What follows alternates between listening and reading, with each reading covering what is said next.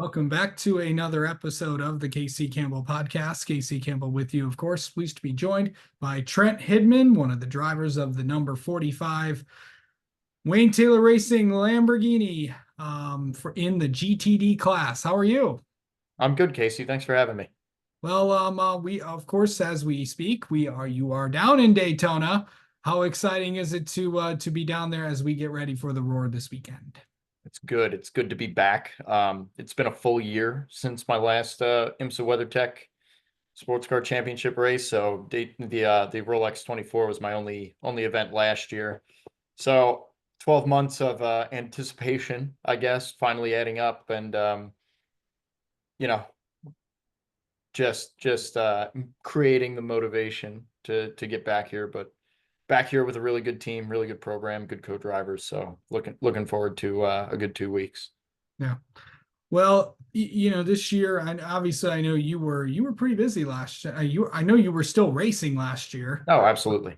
So, what were you doing in 2024? So original plan was to do a little bit more WeatherTech racing than what I ended up doing, but all good. Ended up with a really good Michelin Pilot Challenge program in the GS category, as well as some SRO GT America programs with a different GT3 car from what I'm driving this year. But all of that last year was great, but the full focus was to get back into the WeatherTech Championship full time, and fortunate to be back in that position now with Wayne Taylor Racing and with Lamborghini. Um, so yeah, just a culmination of 12 months of hard work to get back into this spot for sure. Yeah. Okay, so really this year being back in the GTD category you're very familiar with. Hmm. What is it going to be? What is it? Is it going to take some getting used to get back in this GTD field? I think in other circumstances, yeah, it would be right. A year away, a lot evolves, a lot changes. Everybody continues to get better. There's not one single team. I think that's really set itself apart from the rest of the field in GTD. Everybody's very, very good at what they do there. But I think in my case specifically, I'm back with Wayne Taylor Racing, which is a team that I know quite well from my days in Lamborghini Super Trofeo, from 2016, 17, 18. Um, and that core group of people that I worked with back then are still there with Wayne Taylor Racing. So that makes my transition not just back into WeatherTech, but also back into the team and a Lamborghini Huracan platform car, um, pretty seamless. And I don't think I can ask for a much better scenario than that, to be honest with you. Yeah. Okay, so to be back with this team and back, on the Lamborghini side, really coming into this race, what do you really want to accomplish in the Roar this year? Well, the big talk about the Roar, I think, for any of the GT competitors is going to be the introduction of torque sensors, right? The BOP, or the balance of performance, those dreaded words. That system has now changed. It's evolved quite a bit, and we knew this transition was coming. All the manufacturers, all the teams, all the drivers knew that this transition and application of equipment was coming.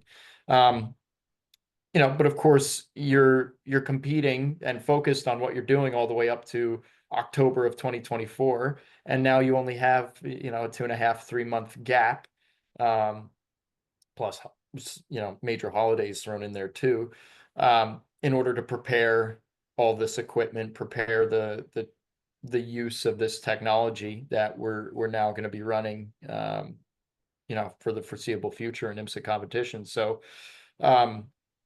yeah, the Roar, I think for everybody is going to be a pretty critical time, just to make sure that all your systems are working right, that the data that you're interpreting from your car is accurate and is something that you can use to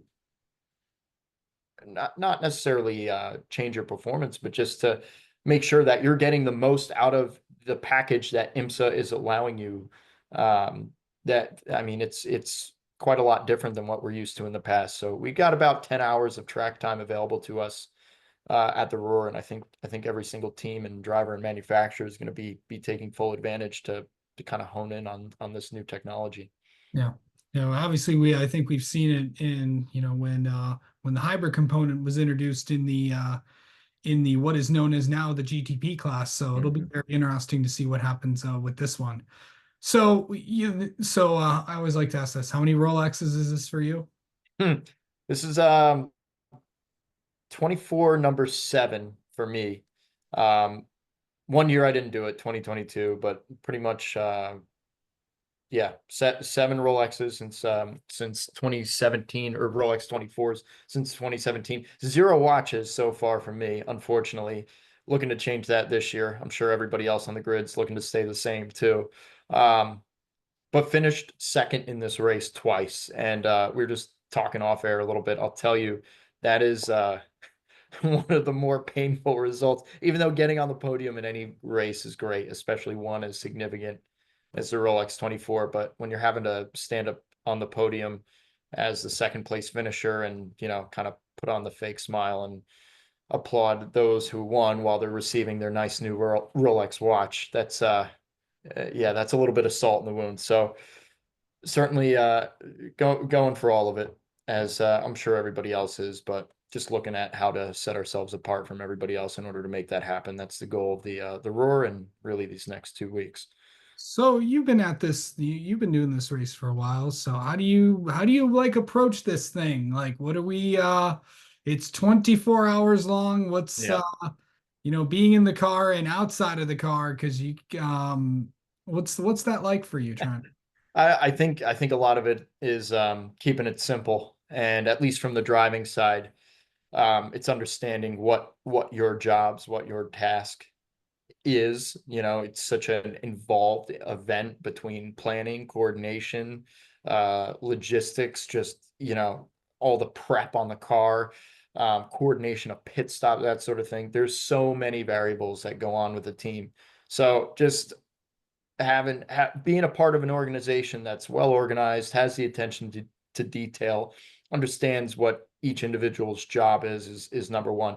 But from the driving side, it's pretty simple. It's not easy, but it's simple. It's don't hit stuff, don't get penalties. That's kind of what it comes down to. And the 2 times that I finished on the podium in this race, ultimately what took us out of a potential win was contact and the odd drive-through penalty. And it's a very tough thing to do, especially with 60 cars on track and how close they are and how hard you're fighting for the full 24 hours. But yeah, just minimizing major errors like that can really take you a long way.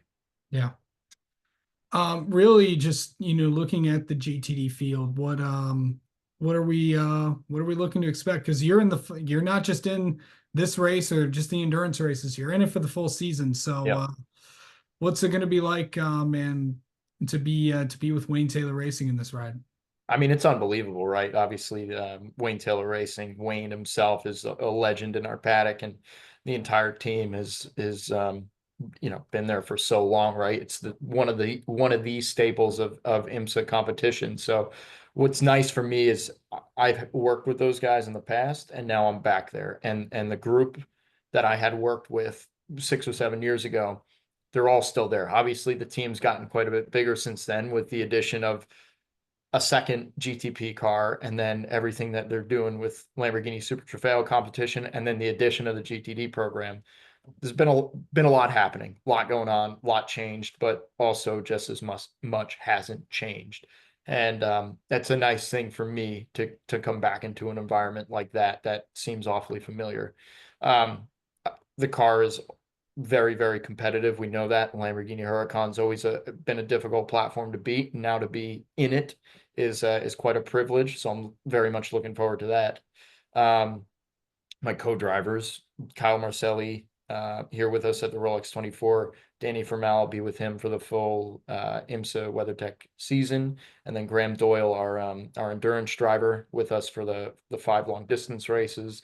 It's a great team. They've all worked together in the past. I'm the new guy in the equation, but we've already been working together quite a bit over the last month or so.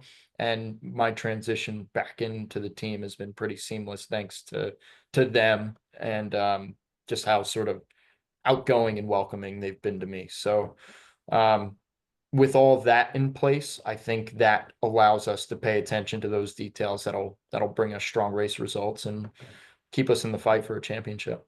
Yeah. Okay, so we got the Roar this weekend. Qualifying is now, of course, been moved to back to Rolex weekend, so it'll be, I believe, on that Thursday. Then of course, the race on Saturday. So a little bit of unique schedule to everything. It is. It's back to a more conventional schedule, like how it was 5 or 6 years ago. Um, it got pretty interesting over the last few years with moving qualifying to uh, the Roar. Even years prior to that, the short duration qualifying race. Um, Certainly understand the reasoning and the intention behind all of that, but it's nice to see a more conventional schedule come back. Um, Obviously, we were talking about torque sensors before. I think that made this schedule a little bit more possible. The implement, the use of this new bit of technologies, allowing him so to have a bit more oversight with what goes on with performance parity between the cars. So the need for a qualifying race or the need for some sort of evaluation before we actually get into the Rolex 24 weekend, it's still necessary, but I don't think maybe as critical as what it once was in the past. So nice to see it all kind of revert back to a schedule that we know and appreciate. Okay. So, well, I'll finish it off with this, as I always do. What's it going to take to win the Rolex 24? I mean, again, there's so many things, there's so many variables just within your own team itself. It's hard to pay attention to what anybody else is doing or what their programs are. At the end of the day, with where we're at with with Wayne Taylor Racing, our GTD program, um, team communication, coordination, all that, it's top of the line. It's outstanding. We're going to take full advantage of that. But again, it comes down to us drivers not making any sort of major mistakes. The mistakes are going to happen. It's a 24-hour race. It's grueling. It's long. You're tired. You're fighting constantly for that whole time. So to expect nothing to happen is maybe a little bit of a unrealistic expectation, but minimizing how big those errors are and what their ultimate effect is going to be everything. So I think we've got a team and an organization that can certainly execute on all of this. And I think we'll know more come in, 10 days time. All right. Trent Hindman, thank you so much for the time as always, and best of luck in the Rolex 24. Awesome. Thanks, Casey.